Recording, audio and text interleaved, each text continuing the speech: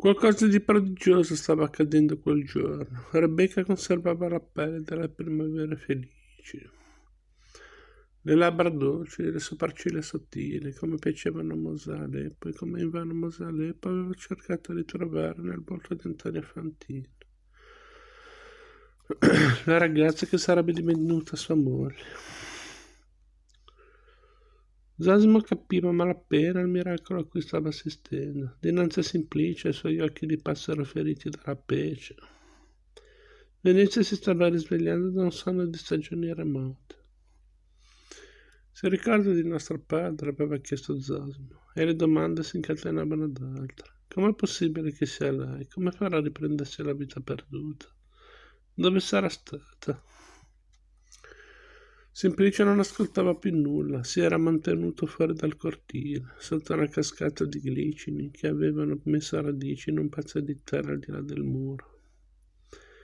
E sorrideva alle vicine di casa che riconoscevano Rebecca, le accarezzavano la testa, la coglievano con danze e feste perché quella donna era il segno che l'Onnipotente esiste. Dicevano strepitando: è come se esiste. Fa nascere e fa morire, regala lacrime e sorrisi, dà i fiori agli alberi e secca le radici in un battito di ciglia, in una notte di gelo. Da allora nacque la leggenda di Rebecca la Bella, e Simplice non faceva che ripetere quelle parole come una preghiera recitate in silenzio. Quando la sera tornava dall'arsenale se ne stava immobile ad ammirarla, con le spalle appoggiate allo stipite del vecchio emporio. Rebecca la Bella, Rebecca la desiderata, Rebecca la sposa. Lei aspettava il suo passo pesante, sentiva il rumore dei martelli e delle tenaglie dentro la sporta. Fingeva di governare le galline o di spezzare le foglie portate dal vento. A nessuno concedeva di avvicinarsi, solo a lui, a Simplicio, figlio di Mosè Aleppo. Zosimo non sa perché gli sia venuta in mente una storia strampalata come quella del fratello che si innamora della fidanzata del padre, con 25 anni di ritardo, ma sa che il nome di Rebecca non è tornato invano a visitare la sua notte e si prepara ad affrontare l'ultimo tratto di strada come se avesse Simplicio al suo fianco, non Giacomotto. Cammina senza incontrare un segno di vita, solo erba bruciata dal caldo, macchie di alberi e polvere sollevate dallo scirocco lungo una carrabile che degrada in una distesa di grano mietuto.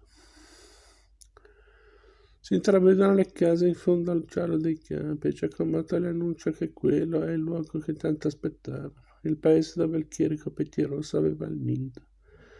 Declama con una voce da poeta il paese dove anche lui ha trascorso giorni felici, quando abitava tra queste colline da ragazzo, prima che il ferro delle spade si infilasse nella sua famiglia. Dopodiché si ferma, osserva l'orizzonte e indica un puntino bianco fra le case. Non ho padre e madre che mi aspettano laggiù. Confessa, è la prima volta che torno dopo la morte di mio fratello a Sibiglia. Il momento è solenne e Zosimo non aggiunge nulla. Purtroppo il finimondo delle armi non ha gustato solo la vita di Giacomotto. Ci manca da troppo tempo per sapere che la cintura muraria è stata sventrata con l'arrivo di Monpensiero. I tetti sono stati abbattuti, le porte sfondate, i giardini devastati. Zosimo e Giacomotto se ne accorgono. Man mano che si avvicinano rimangono impietriti. A Talla appare un deserto di edifici sconnessi, come se una mano invisibile si fosse divertita a graffiare pietre in tonaci.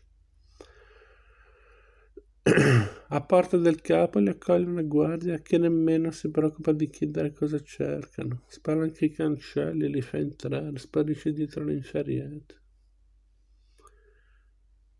Dopo la sconfitta di Monpensiero, le fiere di sementi e di bestiame sono diventate un ricordo, così racconta un mercante che incontrano poco oltre le mura.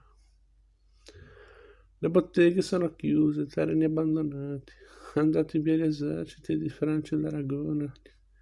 Qui è rimasto il contagio nelle strade, la gente si ammala di malaria o di peste. Avviene tutto in fretta, la febbre, la sete, i bubboni sulle braccia e le campane che suonano a morte tutti i giorni. Un sentiero comincia da parte del capo e costeggia le piante di felce e finocchi che circondano a terra. Scansa i cardi che crescono dove l'aria della valle è più calda. Poi si inerpica su un poggio in mezzo a una macchia di quercia. Folte e robuste da coprire con la loro ombra la cresta di una collina. Da lassù si seguono le curve larghe e ghiaiose del fiume Bradano che si infila nei boschi, i ristagni dell'acqua, cioè certe volte, nei giorni di bel tempo, si contano persino le gole della civita, da dove sarebbero dovuti arrivare i soldati delle 100 navi, quelli che Montpensier aveva aspettato inutilmente. Giacomoto guida il cavallo fino alla cima, non credeva di trovare un luogo così devastato dalla morte e continua a voltarsi verso le case di Attella. Conta i comignoli, è rimasto in piedi, aguzza le orecchie per capire se passino carretti. Niente, è facile incontrare anima viva più fuori che dentro. Gliel'ha detto al mercante e gli ha suggerito di salire fra i ruderi di Vitalba. Pare ci sia qualcuno lassù, campa di elemosina, ma è l'unico che darà ai forestieri.